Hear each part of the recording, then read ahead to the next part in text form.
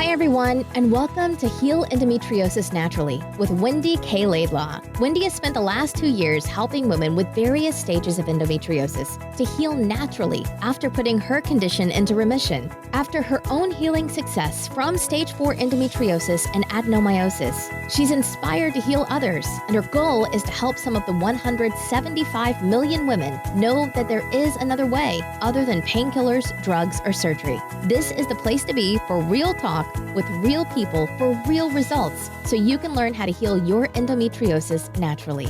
Please note that the opinions expressed in this program may represent options, but are not a substitute for proper medical care. Before starting any new healthcare program, we recommend you consult with a health professional.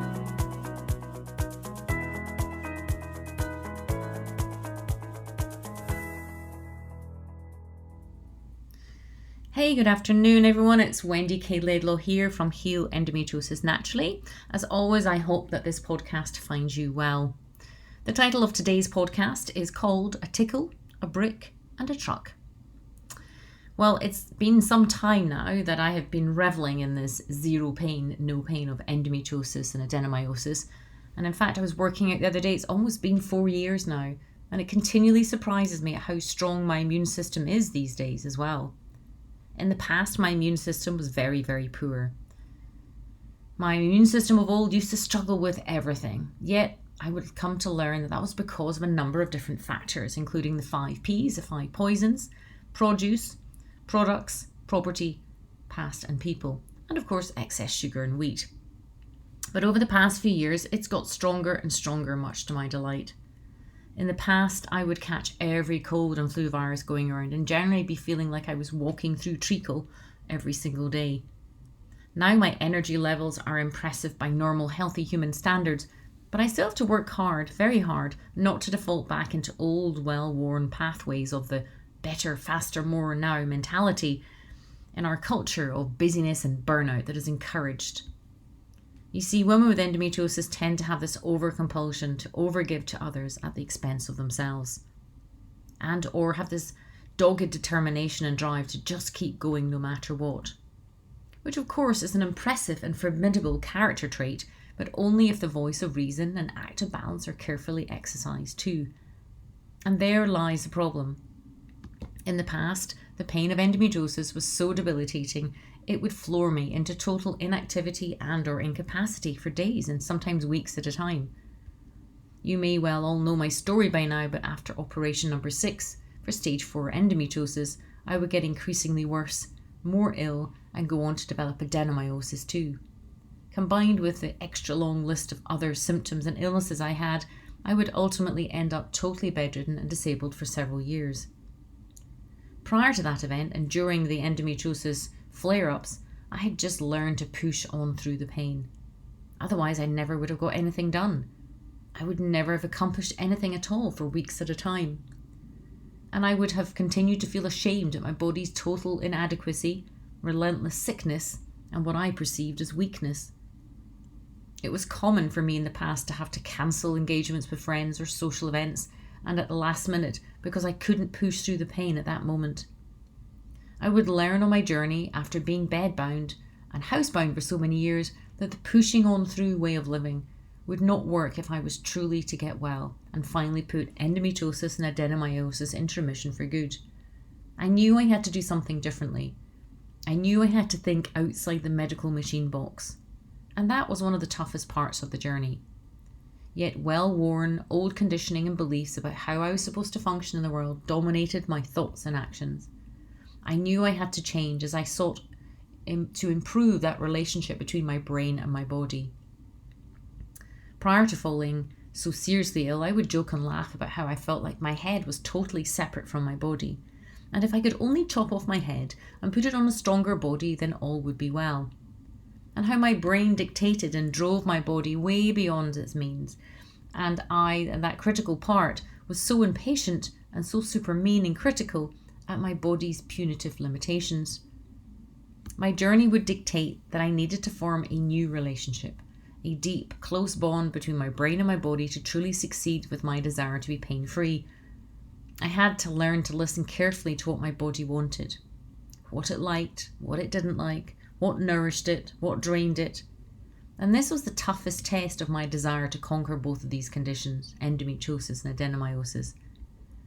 I would become impatient, like a stroppy child wanting immediate and clear direction and instructions when it wasn't happening quickly enough. I didn't have time to listen, I told myself. I wanted immediate results and I wanted them like yesterday. And I would learn that healing conditions as complex as endometriosis and adenomyosis took time, mixed with extra kindness and love and a new type of nurturing and a new way of thinking for my body. So these past 3 weeks, I regret to admit, I had a little bit of a slip up. After years of gently and carefully navigating this new bond between my body and my brain to a beautiful partnership made in heaven, we had a slip up and a bit of a falling out. Like any relationship, most relationships, it came down to the lack of communication. After going to America, I'd had this terrible jet lag that lasted almost a week and interfered terribly with my sleep patterns. At the same time, I was starting to run and create this new online 5 weeks program called Unleash Your Inner Picasso with a beautiful dear friend of mine.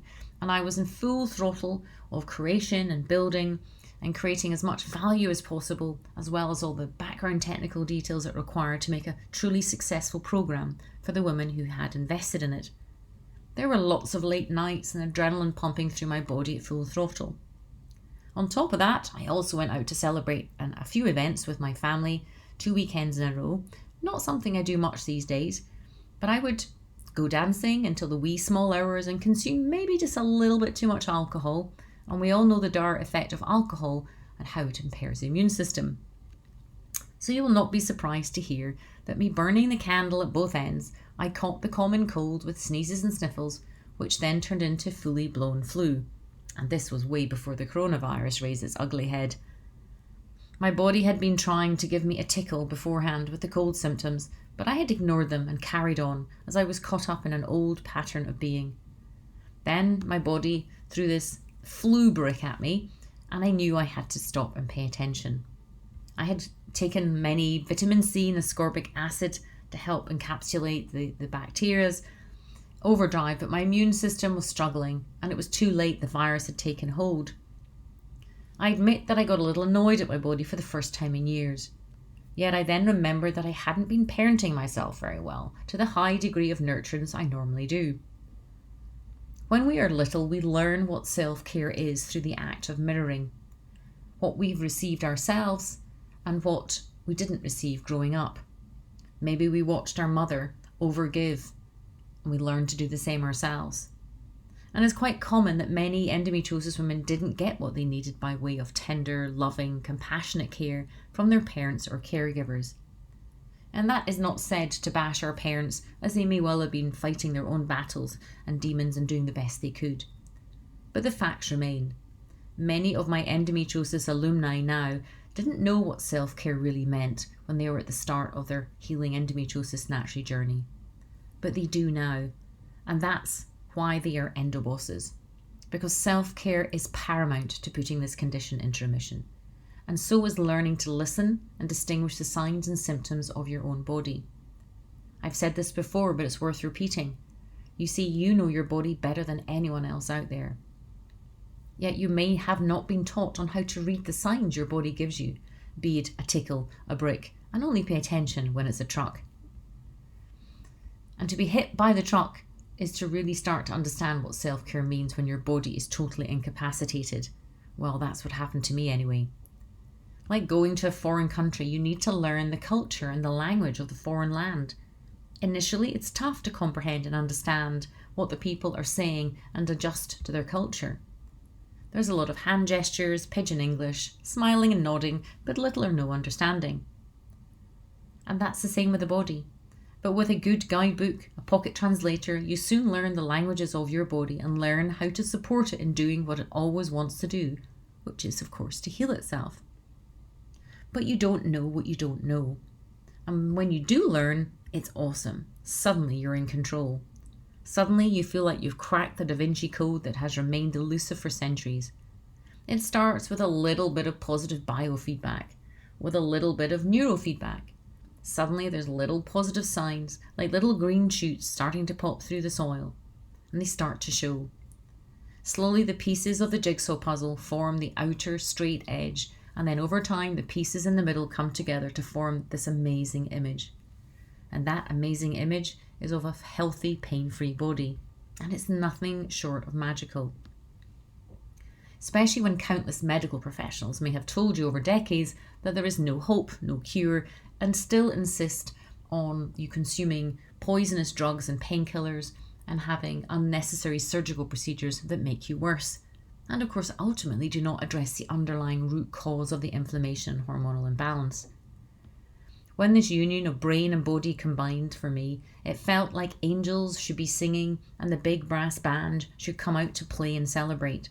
Finally, I got it. It took me such a long time, but my Endoboss alumni now have mastered this art far quicker with the tools and protocols I give them. These incredible and formidable women that come through my programs learn what their body is saying to them and how to respond to it.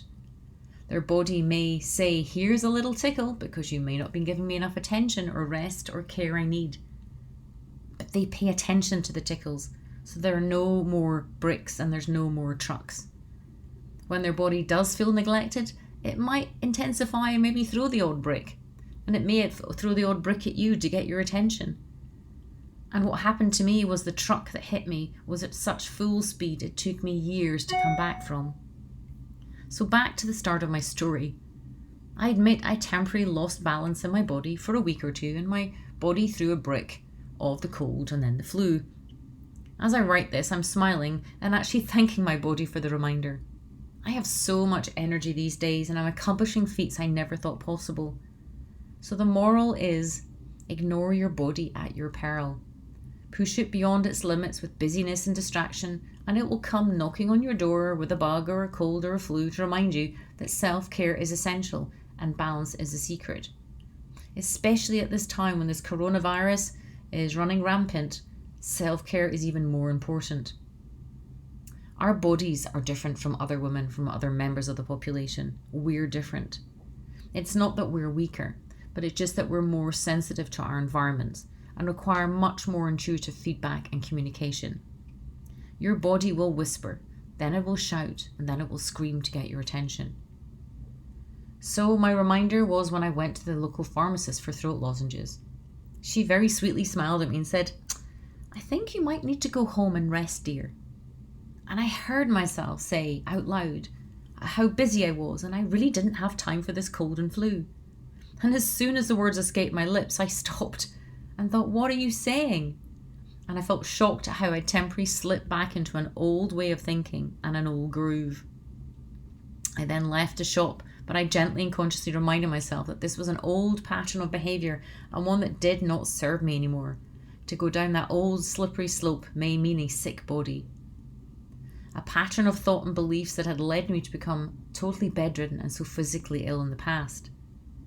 So I thanked the woman for her kindness and I cancelled all the appointments for the rest of the afternoon and the rest of the week.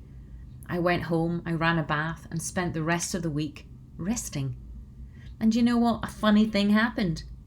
My body started to improve.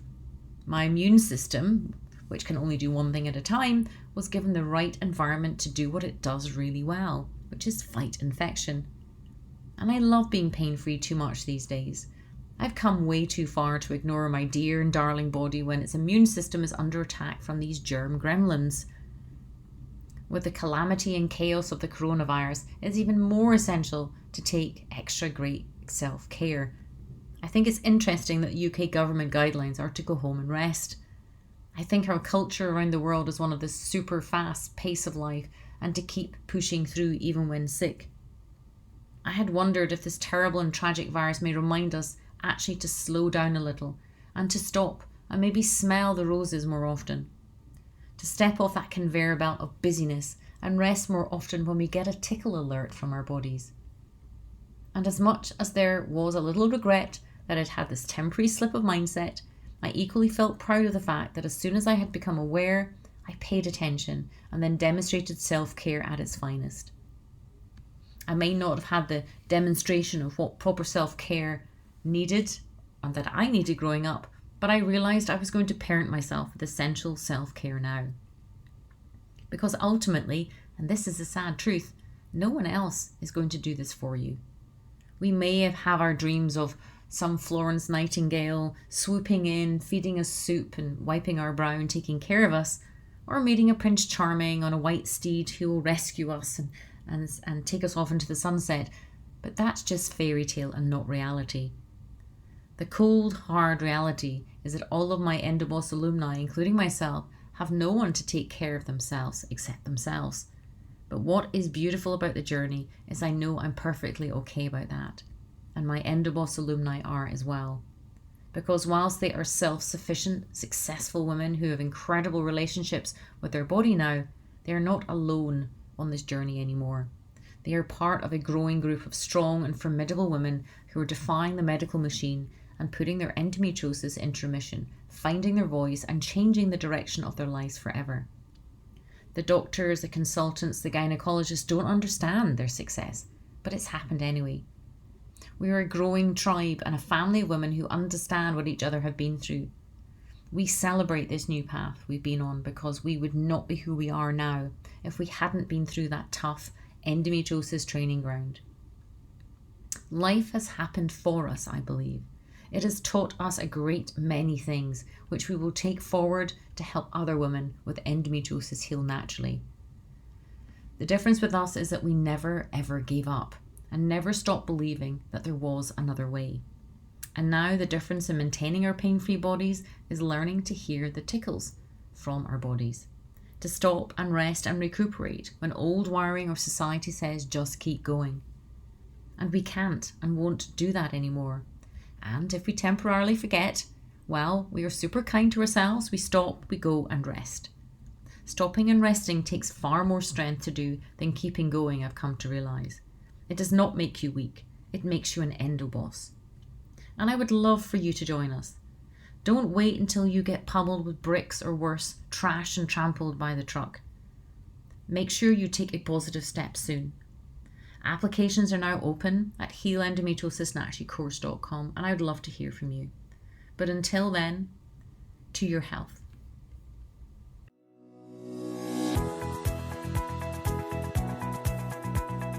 Thanks for listening to Heal Endometriosis Naturally with Wendy K. Laidlaw. And I hope you enjoyed the show. Don't forget to subscribe, like, and rate us. If you're interested in learning more, you can download your top 5 jumpstart tips at healendometriosisnaturally.com and jump on the VIP email list. Remember to keep you number one, for the world needs a healthy you.